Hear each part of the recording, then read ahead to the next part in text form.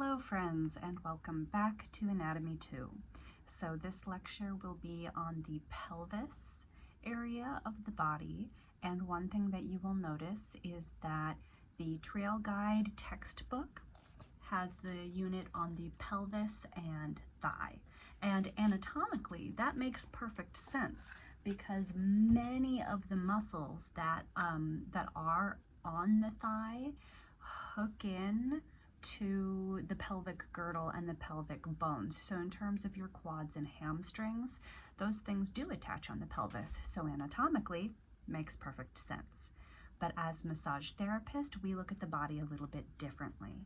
The way we work with the body, the way we drape the body, when we focus on different areas of the body, it has more to do with our palpation and like where we're working with our client in more like physically body chunks, right?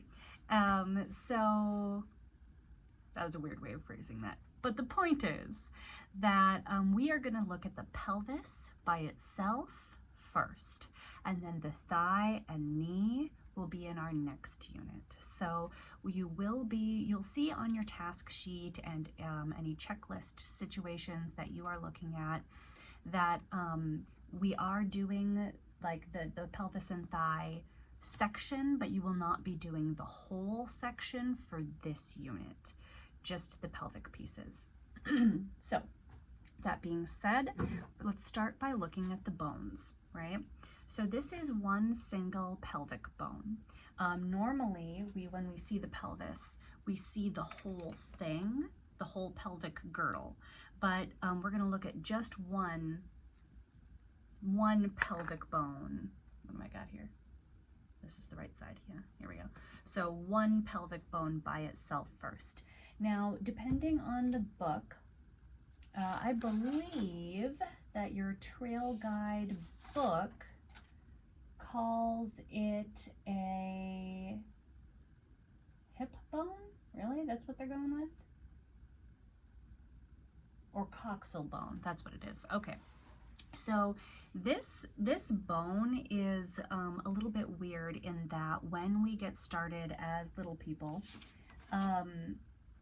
it is 3 different bones which later fuse together. I'm flipping through my book because there's a particular picture that I want. There it is. So on page 278 of your textbook, you'll see this picture where it's like trisected here at that socket joint. And that is what splits up, that's where we split up the ilium, the ischium or ischium, and the pubis. And they all kind of fuse together at the back of the socket joint here. Now, when the whole thing, normally we'll talk about these things separately, like the ischium, the ilium, ischium or ischium, and pubis. But sometimes we want to talk about the whole bone. I will say pelvic bone, because if you say pelvic bone to any other healthcare practitioner, they will know what you are talking about, right? But there are other names that this bone is sometimes called by. For a long time, it was called the innominate bone, as in doesn't have, nominate, name, the bone with no name, right? So you may still occasionally run across textbooks, diagrams, charts that call the pelvic bone the innominate bone, but that's not what we're going to do. Right now, what you see is places that call it the hip or pelvic bone, and then places that call it the os coxa or coxal bone, which is different than your coccyx, your little tailbone here. The os coxa or coxal bone, they're referring to the whole pelvic bone or hip. I'm going to go with pelvic bone. You may see other names around, and just know that os coxa, coxal bone, innominate bone, pelvic bone, hip bone, these are all the same thing, right? So anyway, we have some bony landmarks here. Now the first bony landmark I've already kind of referred to, and that is the ball and socket, the socket joint part of your hip. So if I did I even grab the right one? Ah, I did. Good job. Good job, past Cassie. I've got a right femur and a right pelvic bone, so we're all set. So if you have your femur and you have the head of the femur, this ball, right? It's going to fit into that acetabulum, that socket. So the proper name of the socket is the acetabulum. That's this space here. Now you may notice that it's not perfectly smooth. There's like this divot thing in here, and also you'll see a little divot on the head of the femur, and that's because there's a big honkin' thick tendon that does physically connect to these two. It's not just sitting there being held in by the joint capsule. There is a honkin', it's not a tendon, pardon me, it's a ligament, honkin' big ligament, but we don't really care about that ligament as massage therapists because we're never going to massage it.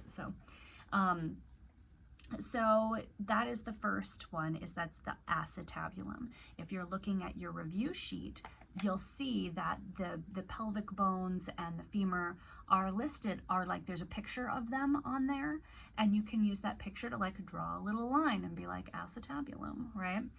If you're physically taking notes. Otherwise, just know it in your soul. So anyway, acetabulum. From that central acetabulum, we're going to next come up to the ilium section. That's this. It's the part that kind of looks like a shovel, right? The blade of a shovel, maybe sort of, I don't know, whatever. It's the wide part. So this is, again, the ilium. This crest over the top is therefore the iliac crest.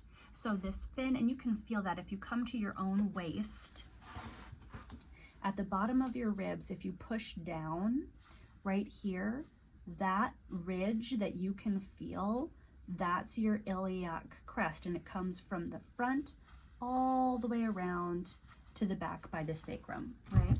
So if you're looking at a big pelvic girdle with all the bones, it starts at the point of the hip and comes all the way back to the back by that dimple that people have at the back of their hip. So this is, the whole thing is the iliac crest. Now, this point of the hip, that is weirdly called a spine, right? I don't think that it should be. I think it should be called a ridge, but they don't care what I think. So we have two, you can see, in the front of our pelvis. On the anterior aspect, we have the superior and the inferior one. And so these are the anterior superior iliac spine, anterior superior iliac spine, ASIS. Everyone on the planet will call this the ASIS. And then you have the anterior inferior iliac spine, AIIS. Nobody actually says anterior inferior iliac spine. Everybody just says ASIS, AIIS, right?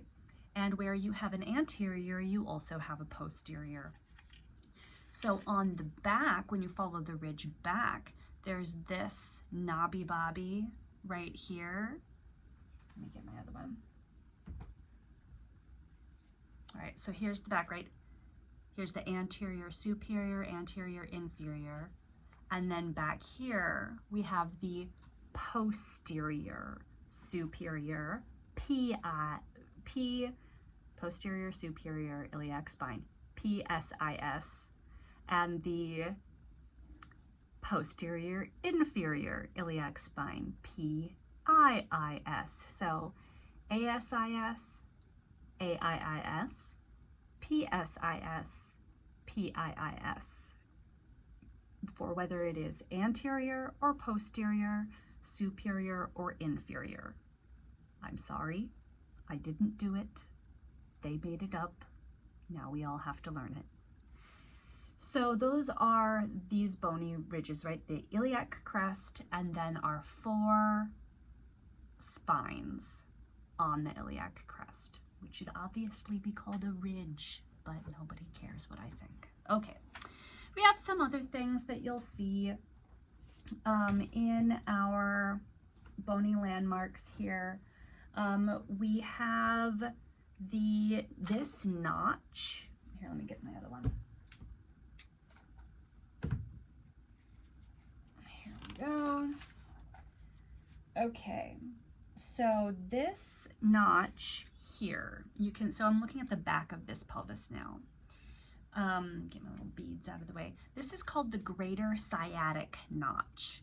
And yes, when we've got a leg coming out, the sciatic is gonna come out from there to span across the glute and start traveling down towards the leg.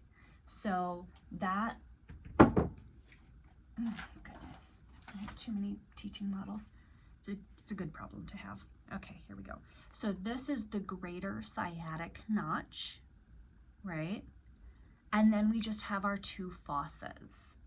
On the outside, you can tell because you can tell when you're looking at the lateral side or the outside or lateral posterior part of the pelvic bone, because you can see the acetabulum. If you were looking at the internal part from the medial view, you can't see the acetabulum. So if that circular acetabulum is there, that's a lateral view, or potentially like if it's turned a corner a bit, then it's more posterior.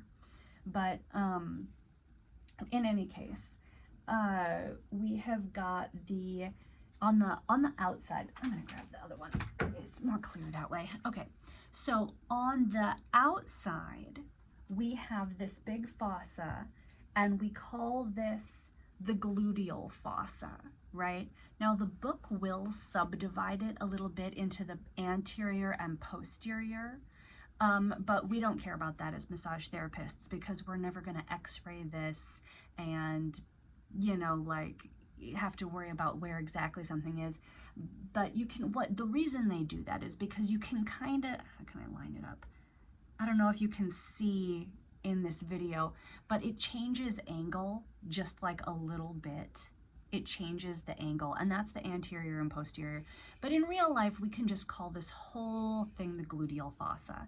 And it's the gluteal fossa because the gluteal muscle's attached to it. So that's pretty self-explanatory.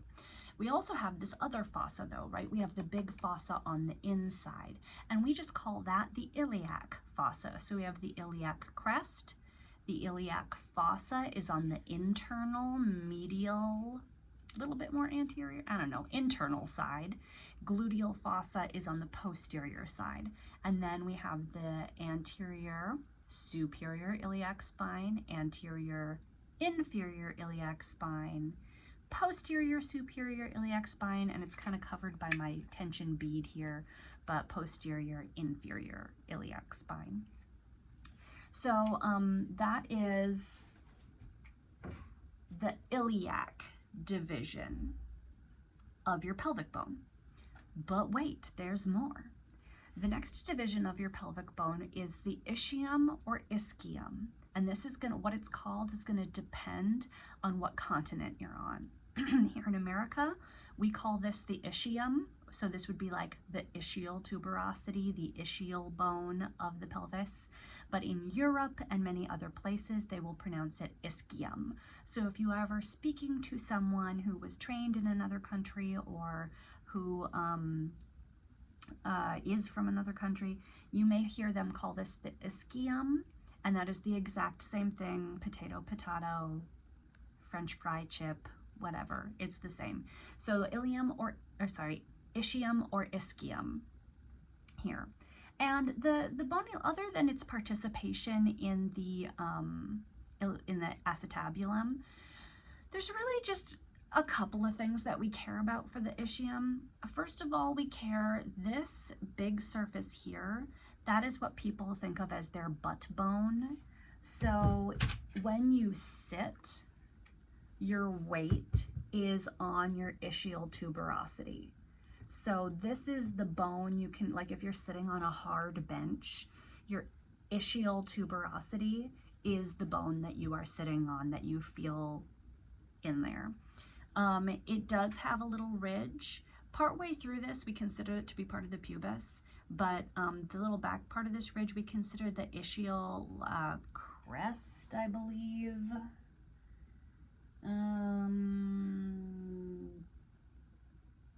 Ramus of the ischium, that's what it is.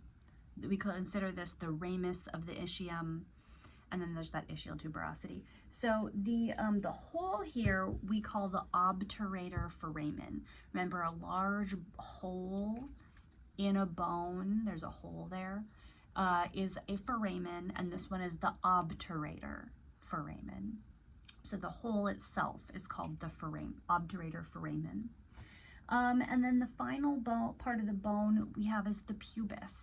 So when we come forward, this part is considered the pubis or pubic bone, either way.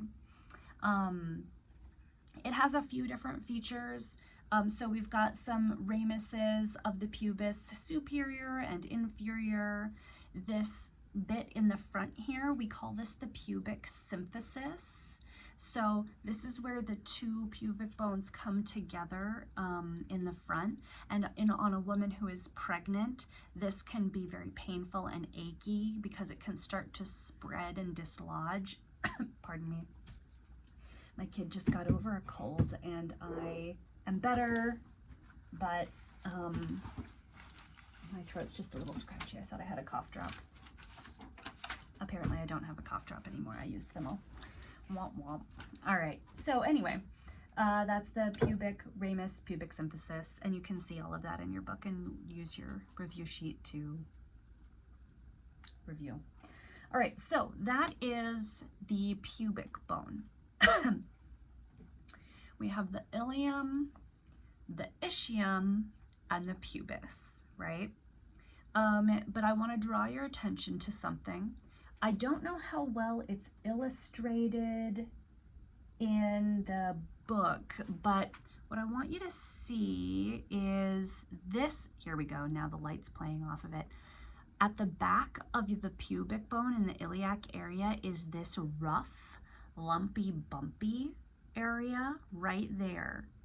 And what that is, I don't have a separate sacrum in the room with me here, but that rough, lumpy, bumpy part is where your sacrum lines up.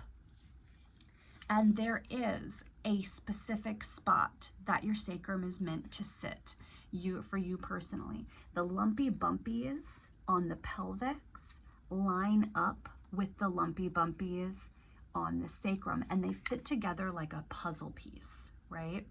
So there is a particular spot that your sacrum should line up and fit, but it's not fused there. This is a more cartilaginous, fibrous joint. Sorry, it's a fibrous joint. And I'm just looking for the page number that has sacrum information on it. I should have put more sticky notes in my book. And for some reason, I'm not seeing oh, here we go. Yep, so on page 282 in your textbook. On page 282 of your textbook, you'll see that picture right there. And that kind of has some of the sacrum things. So some stuff you'll notice about the sacrum is we do have foramens. These are our sacral foramens, and these are where nerves come out. They escape and come out of the sacrum to go down towards the legs.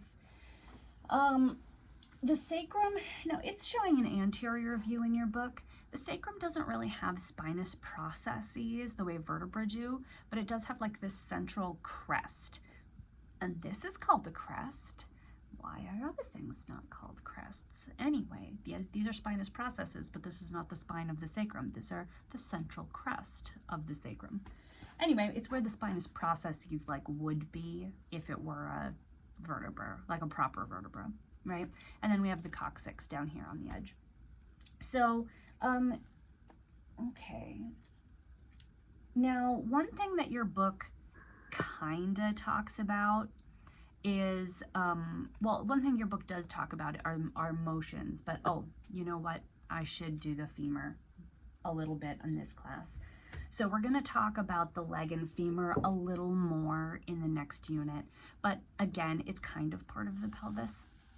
So we're just going to care about the top of the femur right now. So the round part is the head.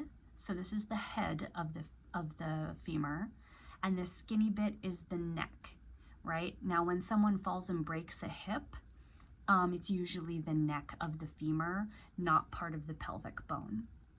We then have some large bony landmarks. This bigger one here, that's called your greater trochanter. And that is on page 283. You can see all these written down in your book.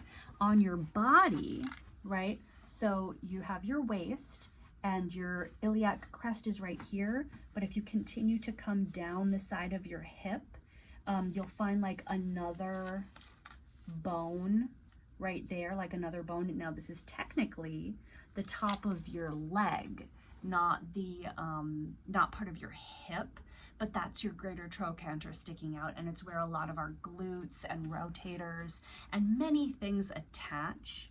You'll see there is also, here's your greater trochanter.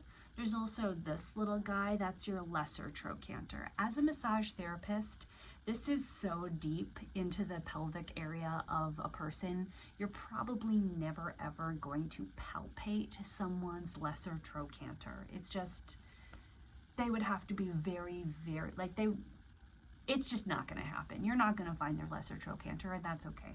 It's like, it would be all up in their business, and we don't go there. So, and then other than that, we do have some other things like gluteal tuberosity and this pectineal line. Some of this stuff we'll talk about more in the next unit, like I said. But in terms of our attachments and knowing what's going on in our hip muscles, we've got the head, the neck, greater trochanter, lesser trochanter, and then the whole thing is the shaft. We do have some gluteal tuberosity line stuff going on. And that's the femur. Okay, so those are our bones and bony landmarks that we care about, right? But we also care about movements as massage therapists. So this is a limb. So the movements are gonna be flexion is when we bring our hip forward, right? So this would be on you, bringing your knee up to the front would be flexion. But also, if you keep yourself standing, bringing your torso down, that is still flexion. We're still increasing the bend, whether the top is bending forward or the legs are coming up. Either way, that's considered flexion, right? So that's putting the hip, the iliofemoral joint into flexion. Then we have also, so we've got flexion, then we also have extension. So extension, flexion, right? Extension is when we come back to neutral, and these days also if we extend back.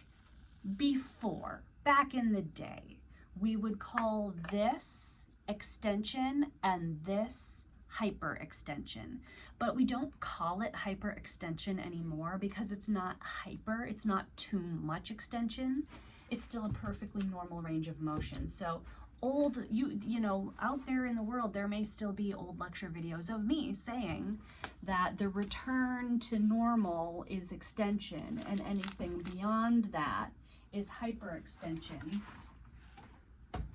but that's not the case. So this all is extension, even going like way back behind you like a ballerina. That's all considered extension these days. It would only be, you would only be hyperextending it if you injured it, right? That would be a hyperextension. So we have flexion, we have extension. Also in the limbs, we have AB, abduction, that's going out to the side. So it's being like abducted by aliens. Abduction, coming out. Oop, not coming out like that. Coming out. AD, adduction, is adding back in. Also in when you cross your legs, so it's crossing beyond normal posture, that's still adduction. So you can have adduction down to central, and if you continue across the midline, that's just more adduction. So we have flexion, extension, a B abduction, a D adduction, and then we also have rotation. So here, rotation would be like rotating laterally or external rotation, and that's what ballet dancers do. They have external or lateral rotation, and then rotating medially or internal rotation. This is when you bring your knees together so that they're like the front of your knee is facing in, right?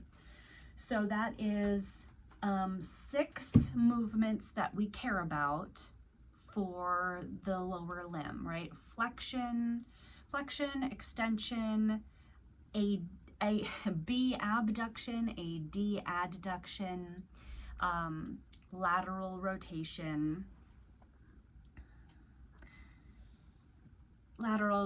medial rotation, and then there's the 2 we don't care about. Now these are technically single plane movements of the lower limb, but we're never going to use them for assessment, and they involve more complicated muscular action.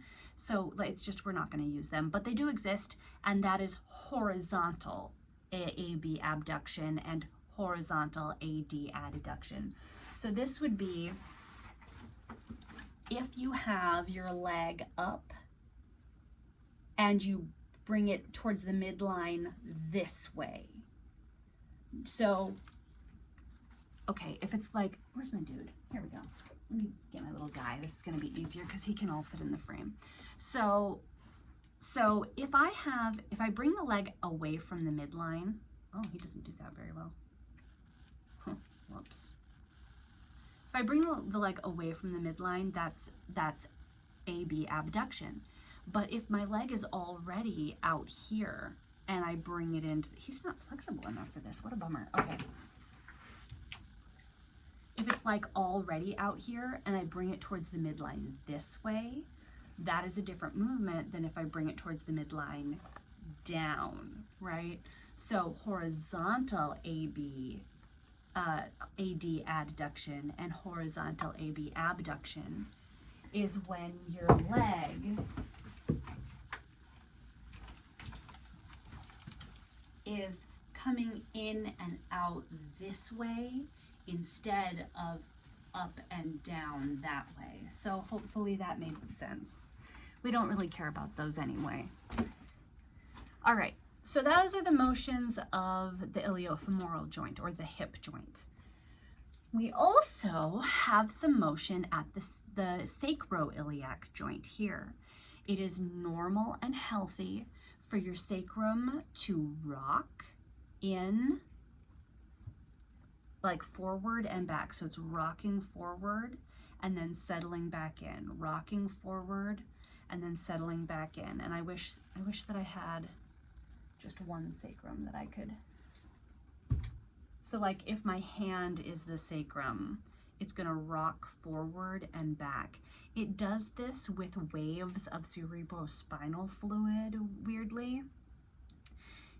It is beyond the scope of this class to talk about why that is, but it basically acts like a passive pump to help get your cerebrospinal fluid back up your spine to your brain to be refreshed by your choroid plexus. Choroid plexus? I don't know, I'm not a brain surgeon. Okay, anyway, so your sacrum, your book kinda talks about this. It's in like one of those side boxes, but this is called nutation and counternutation. So nutation is when the sacrum tips forward. That's nutation. Counternutation is when it settles back into its spot. So nutation and counternutation. And this is happening regularly as you go along. Now remember, there's a specific spot that your sacrum fits like a puzzle piece into your pelvic bone. Sometimes you have people with this persistent stabbing SI joint pain, and it's because one side of their pelvis has tipped forward or backward without the other side, right? So a pelvic tilt, which you'll probably talk about in technique class and you talked about with postural assessment and analysis, a pelvic tilt is when the whole thing is tilted laterally, anteriorly. This is a postural issue. But a pelvic torsion is when we tilt just one side, right? Twisting just one side, and then the side that's twisted, the sacrum's not going to fit in its spot. It's going to grind against that other articular surface, and it's going to be horribly stabbingly painful. There is a stretch we can do with our clients to help it like get back into its spot, but obviously we won't be learning that in the anatomy class. That's for your technique classes. Okay, so that's nutation and counter nutation. All right, there we go. That is lecture 1 on our bones, bony landmarks, and movements involved in the pelvic girdle. We will talk about the muscles in the next video. Thanks, guys.